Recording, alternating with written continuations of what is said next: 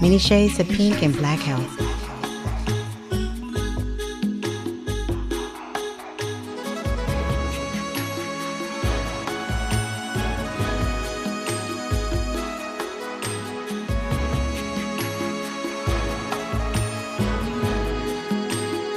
Many shades of pink and black health, where good health equals long life. Welcome to the Many Shades of Pink and Black Health radio show on KBOKradio.com, sponsored by Many Shades of Pink. I'm the host, Wendy Sherrill, breast cancer survivor and advocate. And I'm your co-host, Dr. Susanna Flalo, a retired family physician. Our topic today is the current and future state of San Diego education. And our special guest today is Dr. Sharon Whitehurst-Payne, and she's the president of the Board of Education, San Diego Unified School District. So, Dr. Sharon, welcome, and thank you for spending some time with us today. Thank you. Thanks we are so glad to have you. This is my first time actually meeting you in person, but I know of you. So I feel like I know you, but I haven't met you personally. So it's a pleasure to meet you. Thank you. And of course, I know Suzanne well. Yes. For many years. Absolutely. Well, she speaks very, very highly of you. So we're just glad to have you. And she's like, we have to have you. So she's like a sister. Absolutely. Yeah. Absolutely. So much so I gave her my master bedroom at home. That's right. Really? Let her have it for a week or two, or however long you were there. Absolutely. Oh, okay. Well, so good. I trust her. I think you are one of the few people I've done that for. Yeah. Well, you know, I have adopted her too as my sister. Oh, okay. Yes. And I don't mind being everybody's sister. Okay. I have enough love to share and pass around to everyone. Yes, you do. But it is a pleasure to have you here, Dr. Sharon. So, and we really want the audience to know really about the educational status and what's going on in the city of San Diego and the county of San Diego. But so let's just dive right in. Okay. Let's actually, Sounds good to me. Let's give you an opportunity to tell us a little bit about yourself and your family. Well, a little bit about myself. I grew up in a segregated South in Virginia, of all places, in Norfolk, where they're having all the issues going on there now around the issue of blackness. One of four girls, just growing up with my sisters in the segregated environment where I went to school pre-K through 12th grade with all African Americans. Wow.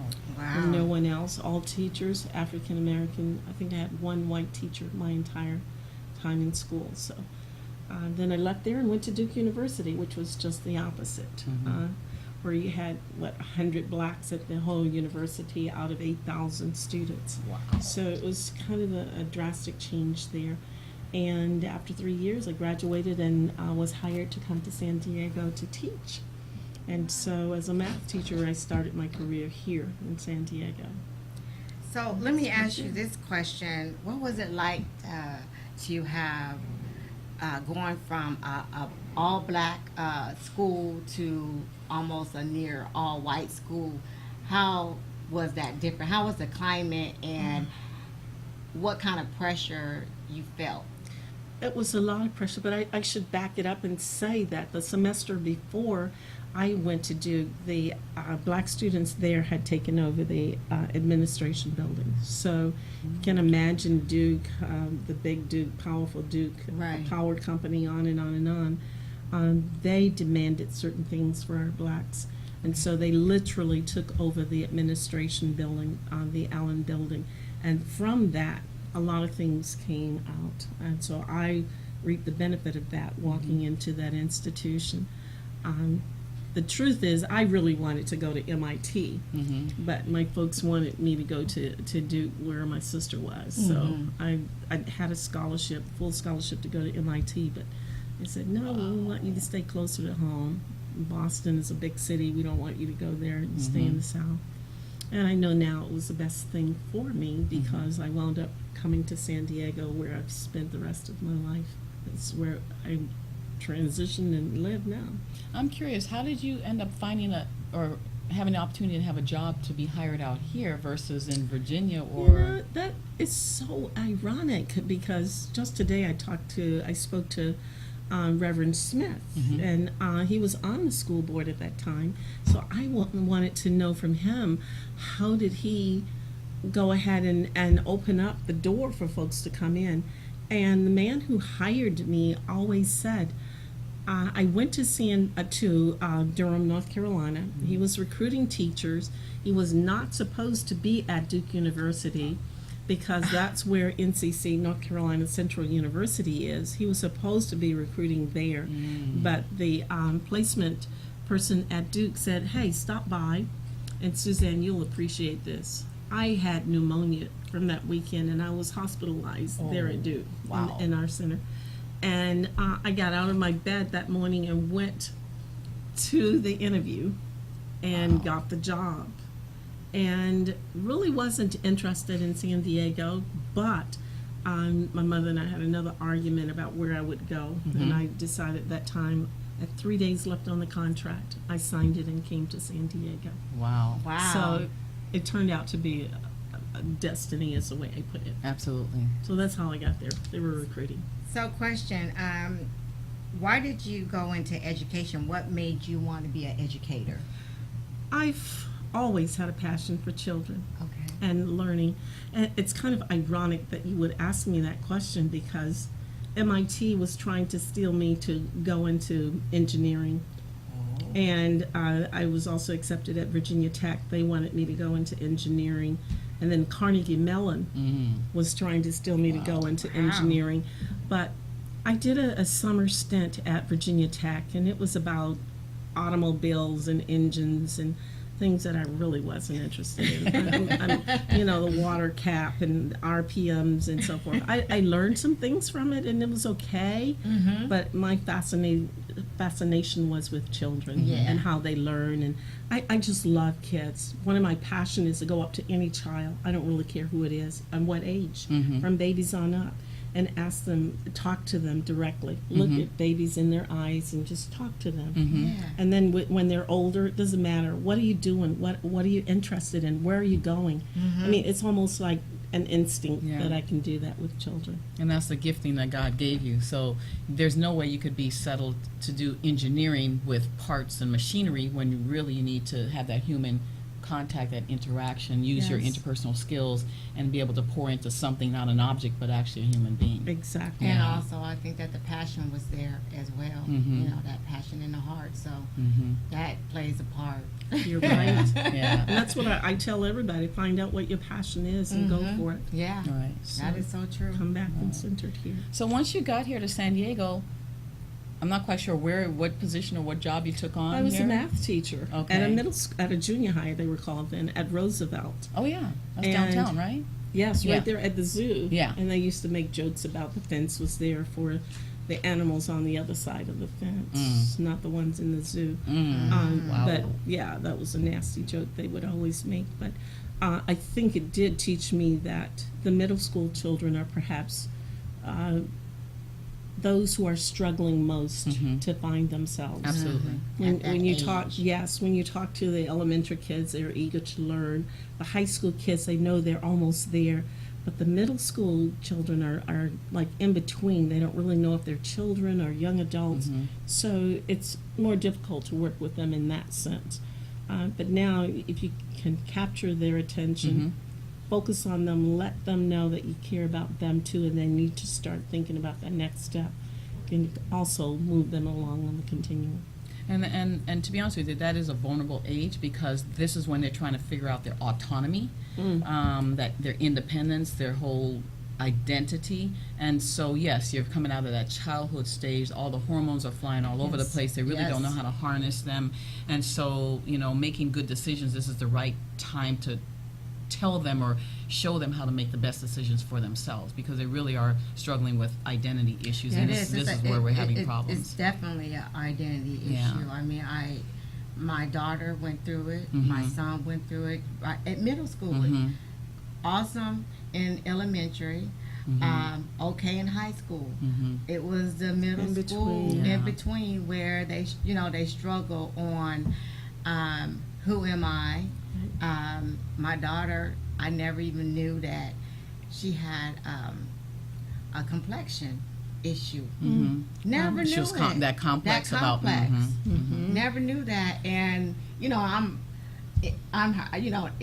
really hurt my Right. feelings because it's like, why didn't I know this, and how can I not? Right. They But don't share. they're fine during that elementary school, but the problem is when they get to that middle school, the kids actually get a little meaner too. Yeah. And then Yes. they're at the point where we're really protecting them in that elementary school, and then they have enough age behind them to kind of let them be somewhat independent. So we Yes. may not be right on them right away, or close to them. We give them a chance to go and do their sports and all that, but they're now more around the kids, and they tend to be a little meaner. They take on some of those things. They actually embrace some of those negative thoughts. Yes. And before you know it, and then they kind of internalize it, and they're a little bit more, because of the hormones and everything, they start staying in their room a little bit more, and then the thoughts that are going on in the head that people have told them, the kids have told them, they start kind of replaying that. And so that's where you start having, identity complex and things like that. So we really have to stay closer to them during that age. Yes. Give them some autonomy to stay close, because we need to be able to watch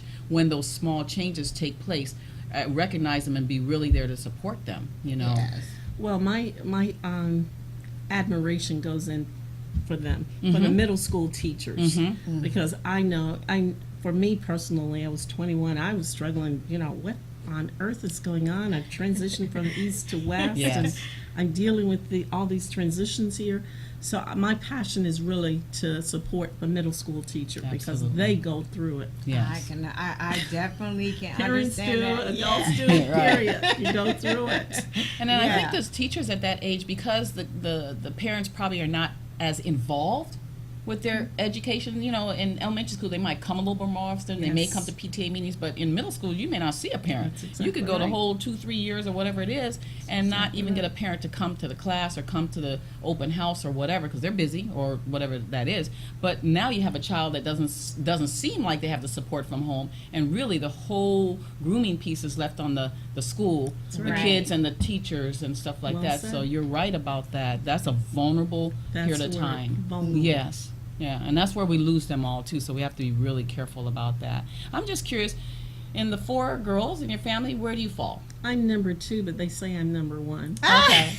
Is that the personality piece of it, or what? Tell me how you rank number 1 out of these 4. Right. Well, actually, my older sister and I are only 16 months apart. Okay. Okay. And because we were too close, our grandfather, wound up taking her away so that she wouldn't, just kind of pop Straight. me around Oh, or do okay. whatever. So while she was away, Well, you were number 1. I took over. Oh, so you And took so over. that's why they say I'm bossy, because, if it needs to be done, I'm doing it. Right. I'm taking the lead. And you I'll were set number it up. 1 for the 3 of the ones that were behind you, Right. and the 2 of them. So that That's makes exactly perfect right. sense at this point. And so did you actually grow separate? Your older sister actually stayed with the grandparents for a period of time, or just for like summers? She's stayed there for a period of time, Mm-hmm. and then when we grew up, she just didn't seem like a part of us because she would go with our great aunt or wherever. She just wasn't a part of the group. Mm-hmm. But finally, when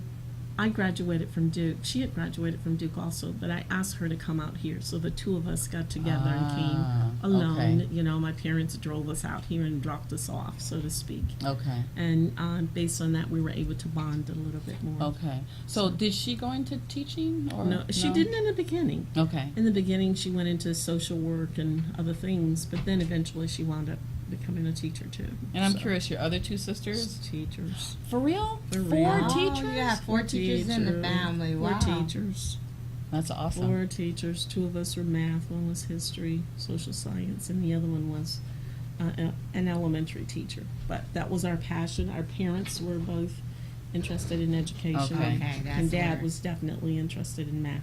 Okay. Oh, that's Teaching where math. you guys got the math, because that is not Yes. easy. No, It was fun. I hated It math. was fun. It was fun. I noticed that you have a PhD. Can you explain to our audience what is a PhD, and also what other degrees you have obtained? PhD is the doctorate of philosophy.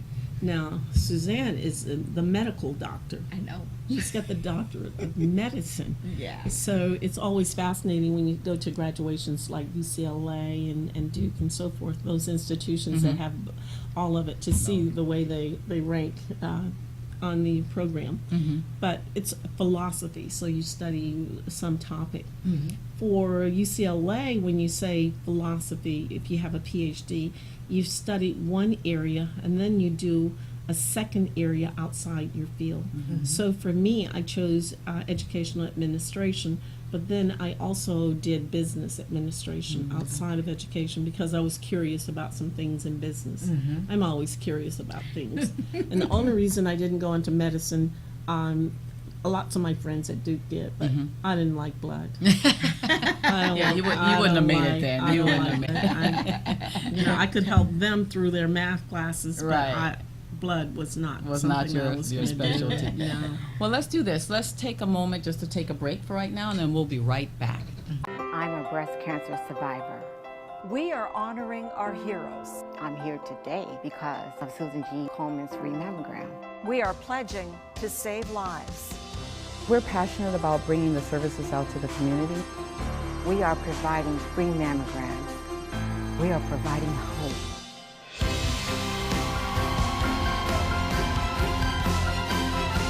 We are more than pink. Made possible by Anderson Plumbing, Heat. Welcome back to the Many Shades of Pink and Black Health radio show. Our topic is the current and future state of San Diego's education.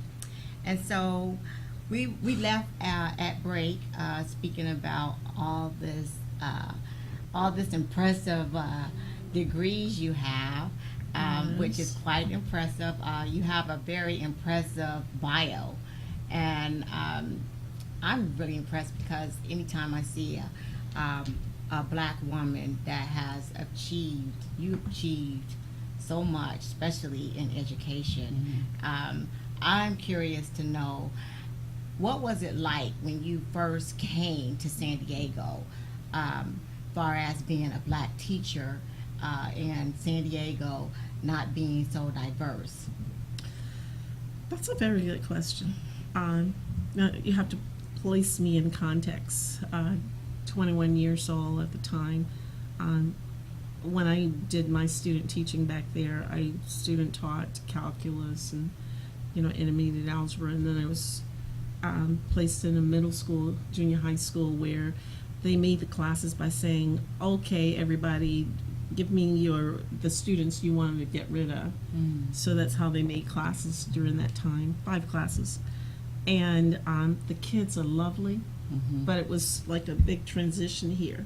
And it's a part of my passion for education that I don't really believe in just putting all kids together alike, just mix them all up. Yeah. And then we all work, share to meet all their needs, because the students at the top can also help those at the bottom, and they need to work together.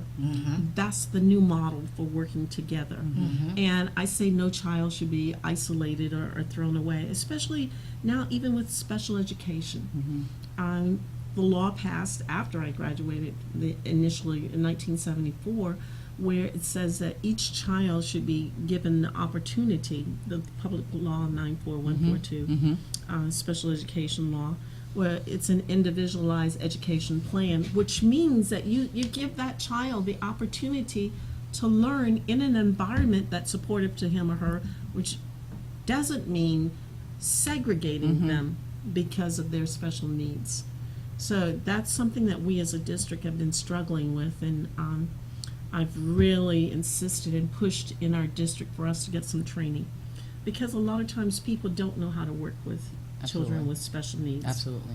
Or a child that learned different. That's how they define them. Right. When they Right. learn different. But for me, it's an issue when they label children that way, and then you think, I don't have to deal with that child because that child has an IEP, an individualized education plan.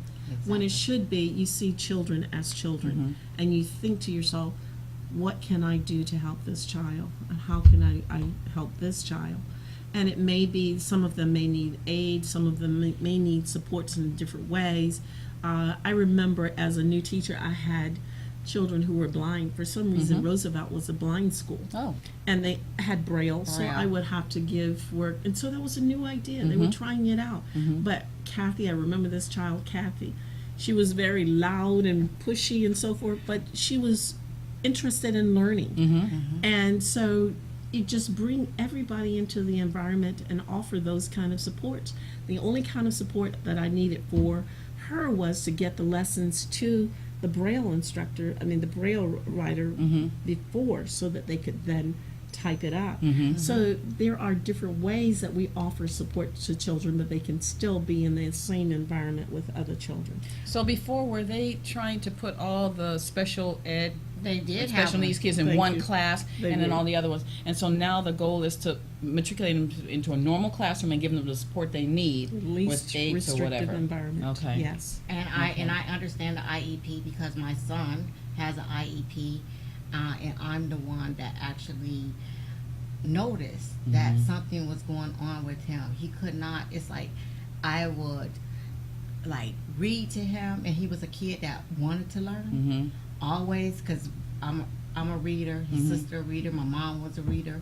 So I always had a book. So he always, wanted to read, and so he struggled with maintaining, or he would have it for a second and lose it just like that. And I'm just like, something is going on. And I kept on asking them to test him, and they were like, nothing's wrong with him. And then I just went to the principal and I demanded that he be tested, because they can't actually say he needs to be tested, because some kids would be labeled and say you're discriminating against my kid. But absolutely. because I demanded it, they did test him, and they found out that he had what was a visual perpetual disorder. And so from there, I hired him a tutor that specialized in that, because he just needed like consistency. Absolutely. And so I caught it at a Early enough age. and worked on it and worked on it and worked on it. And although he does have an IEP, but I make sure that he has what he needs.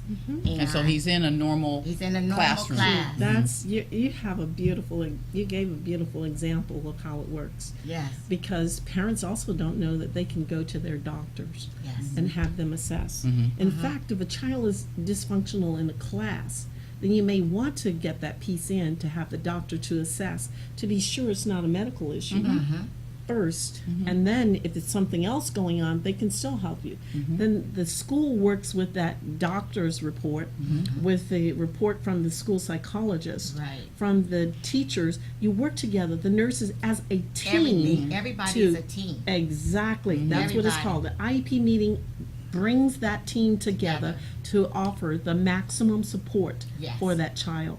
And people say, well, IEP is not working, but then bring the team back together. Together. Obviously, it's something we've missed. We need to bring it together to support that child. So And how remember, often? sis, I told you that I kept my son, in the school that he currently is, Right. because he's doing it very well. He's doing well, and he has the support he And he needs. has all that support, Wow. and That's awesome. and I didn't want to bring him back Right. to San Diego. Yeah, because you would have to start all over and developing a team that would help him. My Yes. question to you is, how often should that IEP team meet, depending on the student? Meaning, if they're doing well, do they meet annually just The to law touch says they bases? have That to meet annually. Okay. Annually. But you raise a very good question, because Yes. I used to supervise student teachers in special education. And I would say, if something's not working, you can do an IEP until you get it right. Obviously, what we've defined is not working. So we need to go back, reassess, to be sure that we've gotten it right for this child. Yes. Because it makes everybody's life easier. And if you might prescribe too much medicine, too little medicine, or whatever it is, whatever the supports we've put in place, if they're not working, let's go back and figure out, well, something's not right here. Let's try to get it I right. have a question, because from the medical perspective, I have a lot of parents that come to me saying that their children have issues, because I see all ages. And so we have a school learning thing at Kaiser, and so they go over there and they get evaluated. But I have so many parents that come back and say that their IEP program's not working for them, and I quite don't know what to tell them other than you need to go and try to figure out what services are. A lot of them complain about the services aren't available at certain schools. Is that true? Well, they need to do a reassessment. Okay. That Yes. team needs to come back together. And what I've said to the district, in fact, because I knew this couple here in San Diego who are world-renowned folks in special education, they're now going to do workshops in San Diego to help teachers and schools to understand how they can meet the needs of children. So some of the things you mentioned, it may be true that the school is not familiar with it, but through training, they can explore other options, and we have a central office team that knows how to go in and offer support and offer suggestions, etc. And some of them may take time. I've been in an IEP meeting that was like 4 hours long, but you keep working it through. This isn't working this way, or maybe we tried this and it's not working. It's important. It's imperative to get it right. For each first child. time. It really is. I'm gonna have to say with my son, he's in high school, and I like the fact that when you're working together, you're also getting the child's input on how it's working for him or her. Right. So my question is, if you're saying they need to have the team come back together, who does the parent go to get this team back together? The principal, the teacher? The parent can go to the principal or the resource teacher, the teacher at that site. Okay. Resource specialist, or if it's a special day class, to that teacher herself or himself. And that's where we need the sensitivity of the school personnel.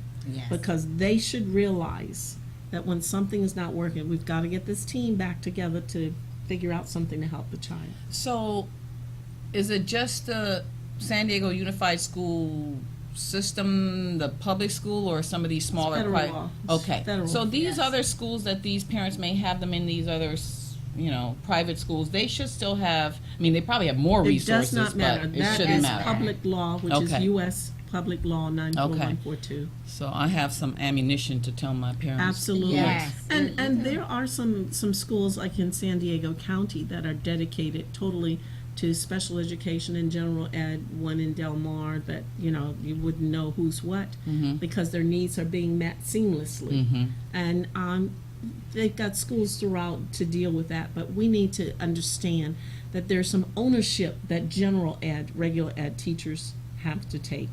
They want to just say that child is special ed, so it's only the special ed teacher who deals with it. No, these are all of our children. Right. And we all need to figure out what's going on and try to help the children. Do we, when they're hiring teachers, are they hiring with that in mind?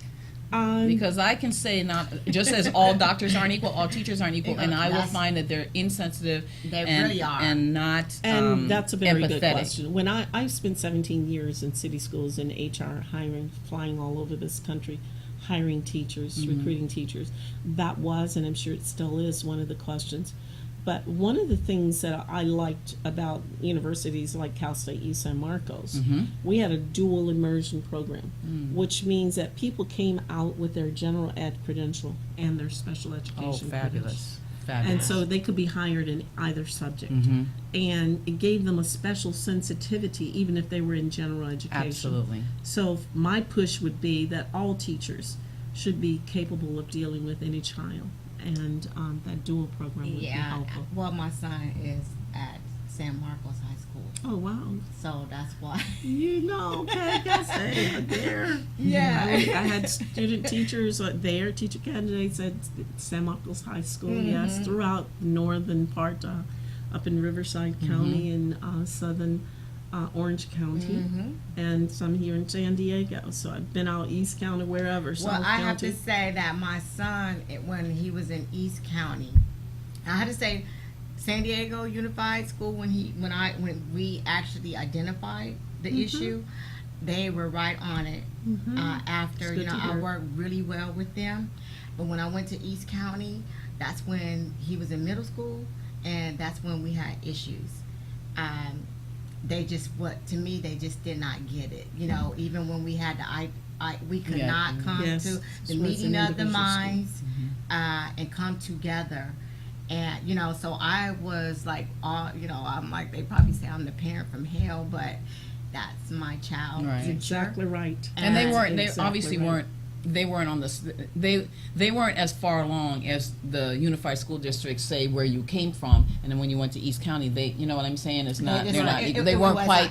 It where wasn't they an need to be. It wasn't an equal level, and they wasn't sensitive Right. to his needs. Right. Right. And I also felt like, you know, they kind of singled him out as well. There are a lot of Whereas variables coming right, in. and as Race. where he came from, because he came from what was it, Ocean Beach? It wasn't Ocean Beach.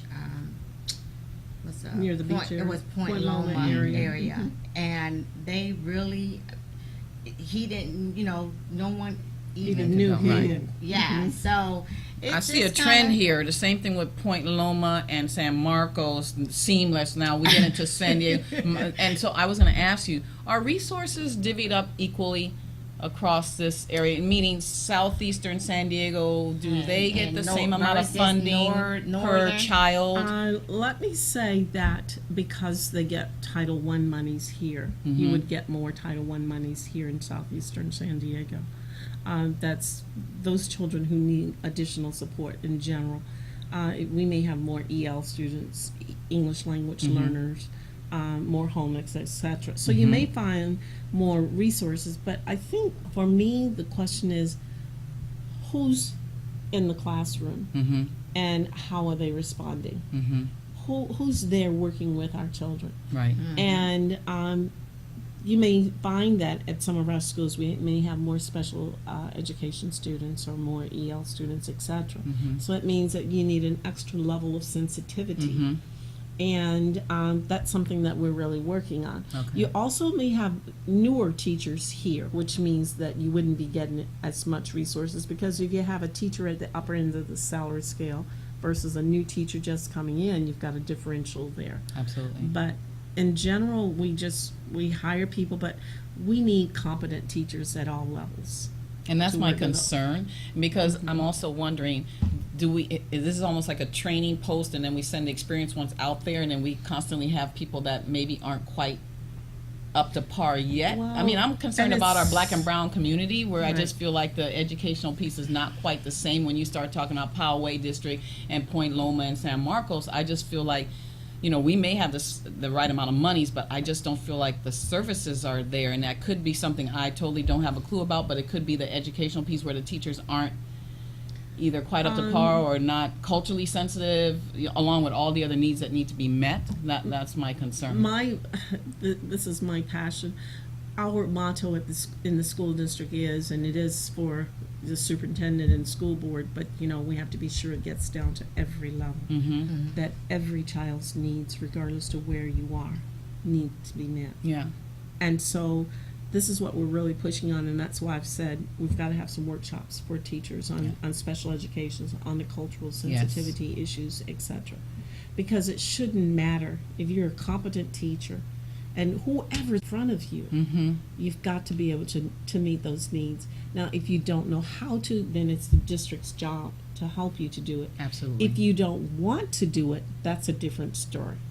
And then do you have a set of evaluations that determine to weed them out? Because I feel like they leave people in positions that shouldn't be there, and it damages our kids for life. And part of the problem, Exactly. and part of the problem with that is that we rely on the administrators.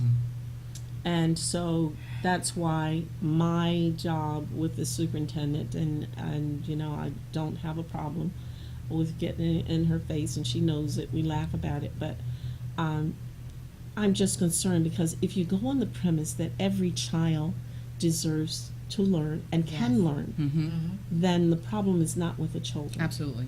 I mean, I could call a school, and I admire those children so much because they're fighting to just be on the level with everybody else. They're winning championships. They're doing their very best. And the question is, and it is for me, are they getting the top service? And so it's that's why you may always- see some drastic changes and that kind of thing, because we just must give Yeah. the children what they need. Absolutely. And you really have to, because even with my daughter, they said that she had a learning disorder, Disability. but she didn't at all. So I proved them wrong. And how did you do that? And every day after I got off of work, I introduced her to phonics, something that they had taken out of the school and wanted them to remember the words. And that's where her whole life changed.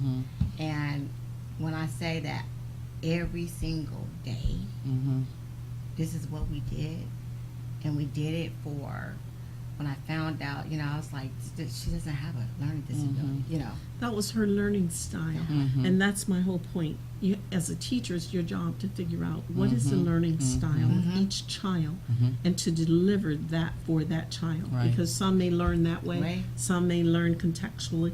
Whatever that particular child's needs are, then you need to deliver it. Yes. Because that child will then be successful.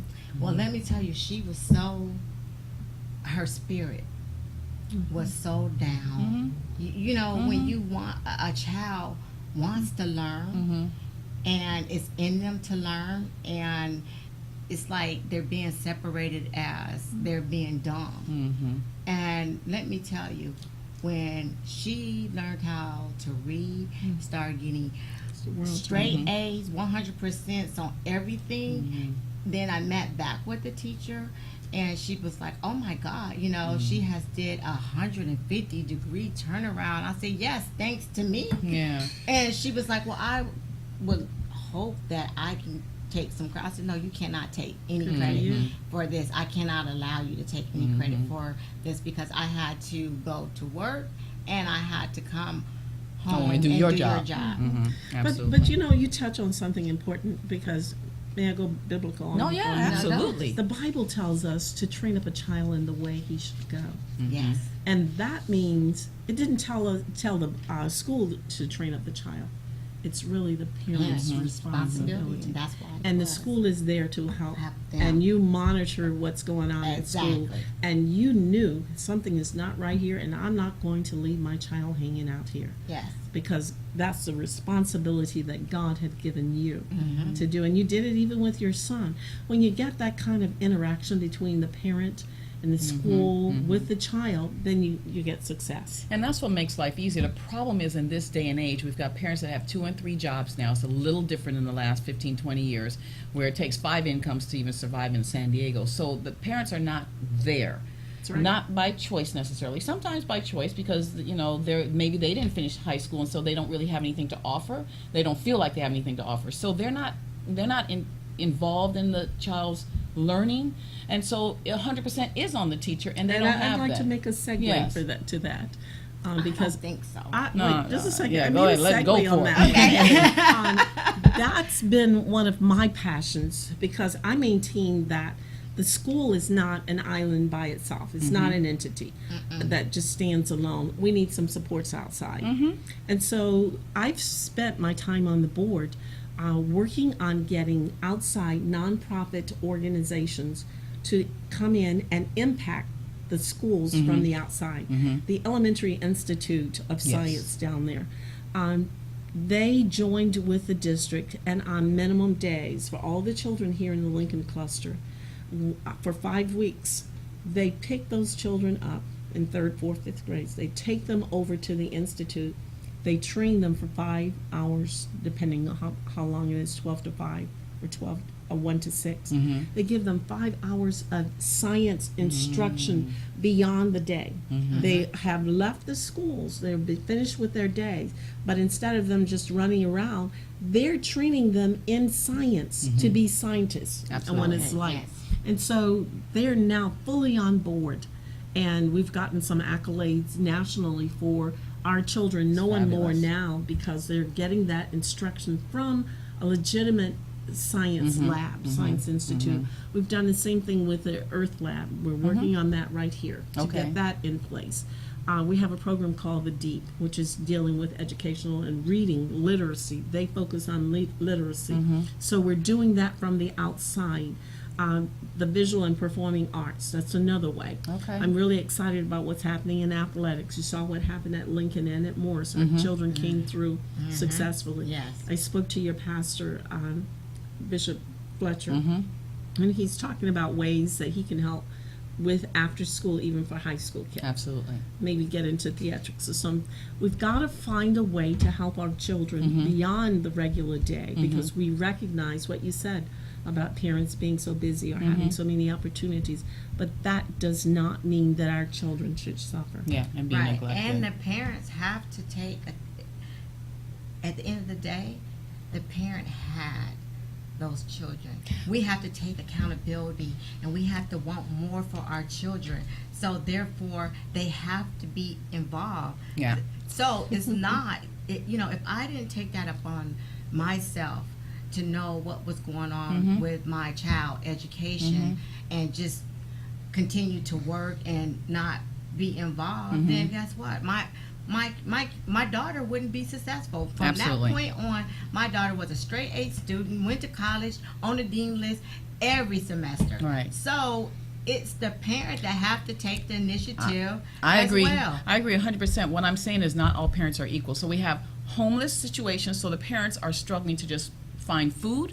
We have people that have 4 jobs, so they cannot be home with their kids. So I'm not saying that they're not, some of them just don't care. Yes. Some of them aren't capable, and some are not able to be there. So what I'm saying is, yes, the parents even know that it's their responsibility, but sometimes they can't help themselves because they have to go and work a second and a third job to put food on the table or keep a roof over their head. What do we do with the homeless kids? They have, they might be in a shelter. So what I'm saying is, yes, the parents are the first wrong, but when that entity, that unit is not whole, we've got to find the resources in the community to help them. I agree on that point, We all because saying the same even thing. Yeah. the homelessness, I've seen children that were homeless, but guess what? Those kids were still straight A students. Because they have the support. Right. Because I promise you, if they're on the street and they're not in some kind of an organized program, they will not make it. Yes. So it's because of the school district and some of the things that they're putting in place, and some of the philanthropy work and some of the programs that are being developed, that allows them to go from point A to point B, and then later on in the night go back to their shelter. Or some people are living in their cars. They have Yes. parked places. So Yes. understand that all kids are not equal, and when they come to school, they should not even be identified as being homeless,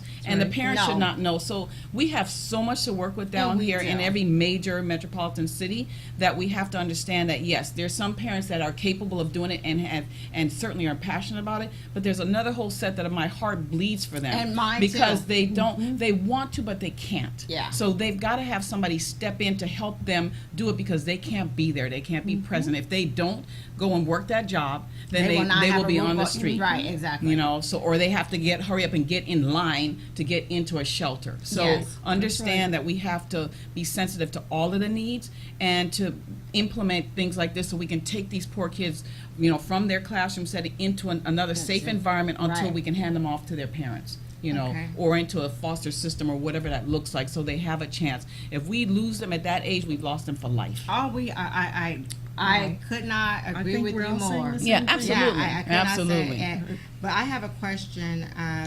Since you are a very experienced educationalist, in your opinion, what would constitute an ideal educational system? Well, I think that we have some of the elements in city schools. We're on the pathway. We just need to implement them. It's an ideal system for me, because first of all, I believe that every parent does want the best for his or her child. Yes. That you Absolutely. level the field there. Every parent, I don't care where you're from, whether you're from La Jolla or South East or wherever, you want the best for your child. And I think you summed it up. Given that some children don't have that support, it's the school district's responsibility at that point to give that child what he or she needs, so that they are ready when they graduate from high school to go forth in the nation and in the world, and to be productive citizens. Now we're focusing on training kids about civics. We're Right. preparing them. They can now take community college classes in high school. school. Yes, they can graduate with a lot of community that's college classes. fabulous. And community colleges now, they have a program, City College, Constance Carroll, Dr. Constance Carroll, so that they can get free support there. So we're trying to help them to move right through the system so that they can be successful. It's not uniform yet, but that's my goal, to ensure that every child has what he or she needs to be successful, to know what that child is interested in, to carry them through. So that. Go ahead. I was just saying, as president of the board Yes. of education now, you've been in that position. Since January. Okay, so how long is this term? Because we got work to do quickly while you're in position. Like we need, Is it a 2-year, 4-year? Yeah, how long we is need the to term? make sure that we act, Because we got to support her in her efforts. Right, yes. There's a lot of change that needs to take place. My question to you is, do you feel like you're going to get some pushback in certain places where the status quo has been that, and that now you want to ruffle a few feathers to get things done right for the people, the students of this community? Do you anticipate some pushback, and then how are you planning on? That's an interesting question, because it has taken me 3 years to get special education to the top. Okay. I came in with that knowledge that we needed to do a lot of things, but now I've got the commitment from the district Okay. that we are working on special education is the highest priority as Okay. far as I'm concerned. I love to hear that. No, it really is, because as I said, over the Christmas holidays, I went out and interviewed this couple and brought that interview, it's a 53-minute interview, brought it back to the district and showed it to them, and they said, this is what we need. Okay. So that was a way to break through to them and some of the needs bubbling up. So I feel like we're on the pathway with that, but I'm very concerned about diversity. Yes. Because an incident occurred recently that really impressed me, and that was the students from Lincoln High School came, and we acknowledged them as champions for what they had done in San Diego High, and they brought a whole busload from Lincoln. And we took pictures and on and on and on. The students were there. And then I went to one of their basketball games recently, and they all came up to the bleachers. I mean, I'm just sitting there, and all of a sudden they're all shaking my hand. And I realized later, they identified with the fact that I was there as president honoring them. Absolutely. And then they wanted to say thank you when Yes. they came back. So it meant a lot to them Yes. to have an African American there Yes. on the dais, Yes. and then to also see me in their In the community support, right here. right. And that means that children need to see themselves reflected Absolutely. We always say at that. all levels. Yes. And so we as a district cannot say we are going to just take care of your needs and ignore your need to see yourself. To identify, self-identify. Yes. Yeah. Yes. So that's a big push that's coming up. So and are we I going to might be get a able little- to? Are we I going might to? get a little bit of pushback Pushback? on that. Okay. but Are we going to be I'm able working to on that. diversify these boards and things Right, that are going to make exactly. it? We're gonna look Okay. at. If Okay. you need some help, Wendy and I will help you. Yeah, I advocate. I will. I mean, you very much. I had to be, my children's advocate. So, it's just in me. Very good. Yeah. Yes. So probably with that, I mean, we've run out of time so quickly. I know. Obviously, And we're going to need a part two. and I And wait a know. minute, and I wanted to talk about the district missions and how were you going Can to we come back in like a couple Yes, weeks? yes. We can check the Well, we'll have to schedule and finish this see. up. Yeah, because We'll have to do some more. I feel like we're left hanging. Yes, Okay. Yeah. yes. An hour is not Yeah. not enough We time. need a part two Okay, on we this. need a part two. Yeah, because we barely scratched the surface. I know. We got a little emotional about it, a little Yes. personal. You can tell we're all passionate about the education of our Yes. young people. Exactly. Exactly. So, sis, go ahead and just speak about your So motivation for the week. it's my motivation of the week, and this is just to give you guys something just to think about. You have to maximize where you are while you deal with where you were. Don't lose your today while you're going back to fight your yesterday. There are things in your life that you have to restrain, tie up, hold down, and resist, because a person without self-control is like a city with broken down walls. Well, amen to that one. Wow. That's powerful, huh? That's something you can just gnaw on for a little while. Yes. Chew it. And then on the flip side of that, I'm just going to give my health tip for the week. And since March is colorectal cancer month, my suggestion to everyone is 50 and older that you need to get your routine colon cancer screening evaluation. And that can be something as simple as just a stool test that you do in the privacy of your home, and you give it back to your physician or you mail it in. That will detect if there's blood in your stool that might suggest any kind of a polyp or some lesion that's in the colon. Some people may require a screening with an actual scope, which is a flexible sigmoidoscopy or a colonoscopy. They will put you to sleep for the colonoscopy. They will have you clean out your entire colon and evaluate you with a fiber optic lens camera so that they can see if there's any polyps and take those out. My brother died at 39 from colon cancer, so obviously people that are higher risk, family history, then they need to be screened sooner and more often. So just keep that in mind. Colorectal cancer screening is, something that needs to be screened for and addressed early. You can prevent death if you can just identify it early. I have a question. Yes. For the audience, so that you can address the audience. At what age should they get Routine screened? screening starts at the age of 50. Okay. And if there's any blood in the stool or bleeding of any sort, 40 and above, they will start screening then. And if they have a family history? If they have a family history, it depends on the age that the family history started. And if there's like a cousin, that's a second generation, but if it's a first generation cousin, like a brother or a parent or something, they will screen early, usually about 5 years around the time that they were identified.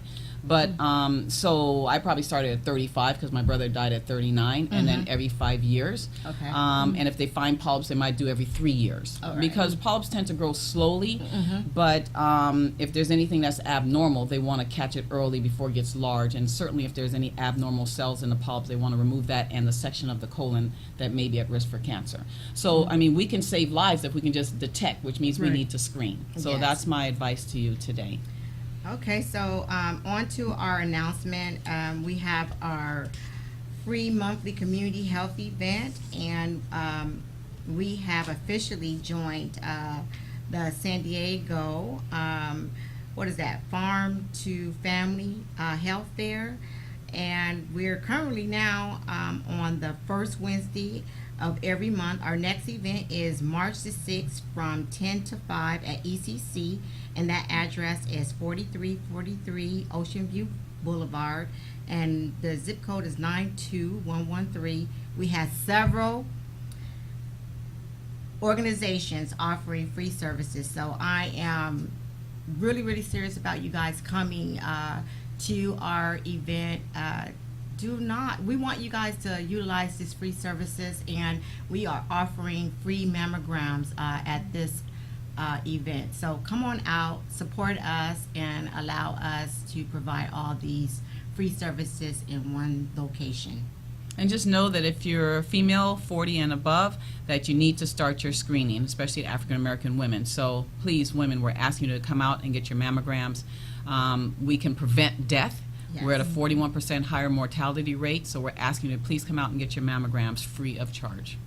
And then we have another event. And then the the other event that we're participating in is the third annual Hornet and Friends Cancer, Diabetes, and Mental Health Awareness event. It's going to be on Saturday, April 27th from 11 to 3. It's at Lincoln High School.